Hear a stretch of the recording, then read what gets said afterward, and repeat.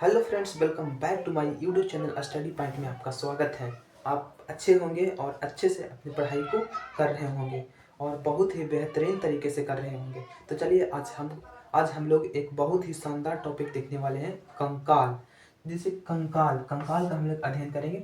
तो कंकाल को अंग्रेजी में स्केलेटन कहते हैं। कंकाल को अंग्रेजी में स्केलेटन कहते हैं। कंकाल के जो अध्ययन होता है, कंकाल के अध्ययन को हमने ऑस्टियोलॉजी कहते हैं। कंकाल के अध्ययन को ये देखिए ऑस्टियोलॉजी कहते हैं। मुख्य रूप से कंकाल होता क्या है? तो कंकाल मुख्य रूप से दो प्रकार के होते हैं। पहला जो है बाह्य कंकाल और दूसरा आंतरिक कंकाल।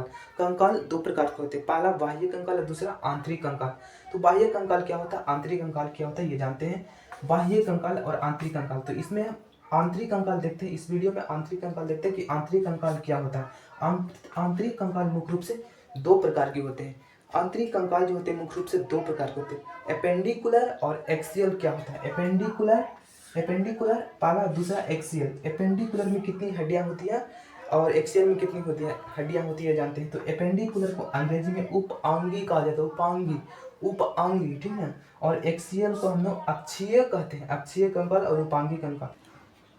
देखिए, तो अगला हमने पिछला टॉपिक में पढ़े थे क्या, एपेंडिकुलर पढ़े थे। एपेंडिकुलर मतलब उपांगी। तो उपांगी के बारे में देखते थे। उपांगी मुख्य प्रकार के उपांगी उपांगी जो होते हैं ये पूरे हाथ का होता है। ऊपर का अंग यानी उपांगी कहा जाता है।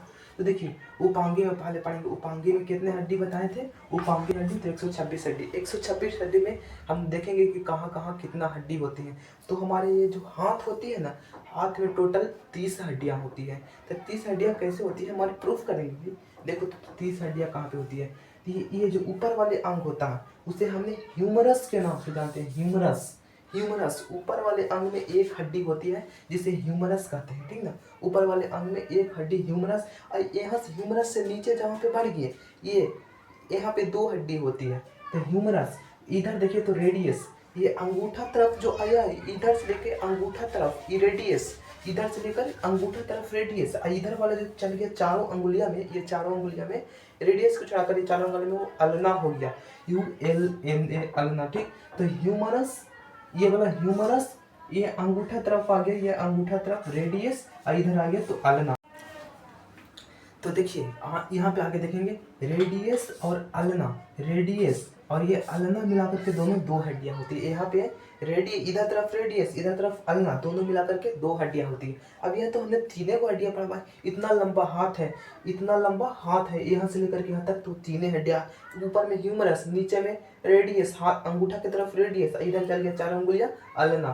तो अभी तक तीनों हड्डियां पढ़ा। अब फिर देखिए यहाँ के जो यहाँ के जो स्ट्रक्चर है, हमने एक हाथ के रूप में इसे बनाया है। तो ये देखिए यहाँ पर जो क्लाई, रिप्स जो होता है ना, रिप्स रिप्स रिप्स यानी क्लाई के पास जो हड्डियां है वो हमारी 8 है। छोटे छोटे करके 8 हड्डियां है क्लाई के पास में, ठीक ना। छोटे छोटे करके 8 हड्डियां क्लाई के पास में है, करेक्ट। उसे हमने कार्पल्स कहते हैं। कार्पल्स के नाम से, एक है तो कार्पल, बहुत सारे हैं तो कार्पल्स, है ना।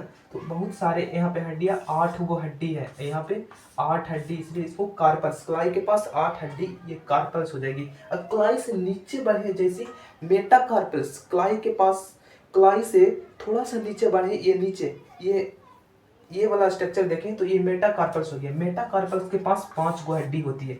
मेटाकार्पल्स 5 हड्डी, ठीक ना। मेटाकार्पल्स से जस्ट नीचे उतरे, तो फ्लेंजिस।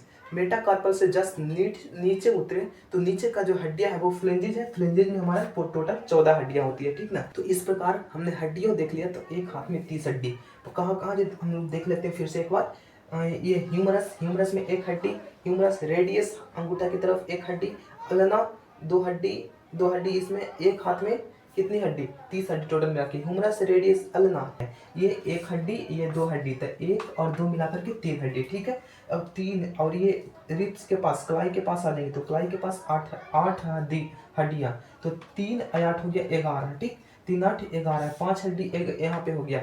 ये स्ट्रक्चर के पास 5 हड्डी, तो 11 और 5 हो गया हमारे पास 16, 11 5 16, 16 और 14 हड्डियां यहाँ पे, 16 और 14 हो गया 30 हड्डी, ठीक ना। तो एक हाथ में 30 हड्डी दोनों मिला करके दोनों हाथ में 30-30 60 हड्डी, सेम पोजीशन दूसरे हाथ में भी आता है, तो दोनों मिलाकर 30-30 60 हड्डी। अब हम लोग देखेंगे पैर में कितनी हड्डियाँ होती है, कहाँ कहाँ होती है और कितना होता है, पूरे देखते हैं।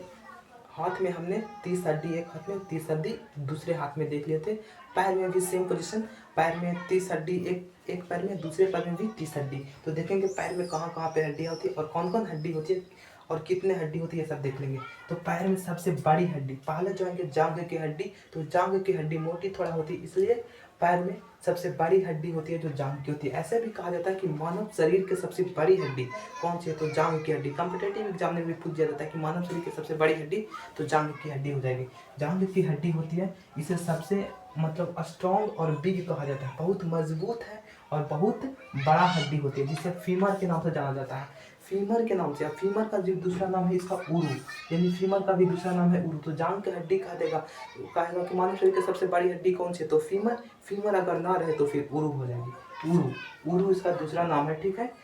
फीमर के पास, फीमर के जस्ट नीचे उतरते हैं तो एक चक्री टाइप की एक हड्डी होती है, जिसे है पटेला। पटेला नाम से जानते हैं, पटेला। पटेला यहाँ पे एक बोन होती है, पटेला के जस्ट नीचे आते हैं तो यहाँ पे तो 2 हड्डी होती है, पटेला के नीचे 2 हड्डियाँ होती हैं, ठीक ना। पहला जो होता है टिबिया, टिबिया को कहा जाता है, देखिए टिबिया को वेरी शाइनिंग बॉल कहा जाता है, यानी वेरी शाइनिंग बॉल, बहुत चमकने वाले हड्डी। सबसे ज्यादा चमकीला हड्डी कौन सी, तो टिबिया, सबसे ज्यादा चमकीला हड्डी टिबिया। और दूसरे साइड के टिबिया के बगल वाले हड्डी दूसरे साइड आते हैं फिबुला।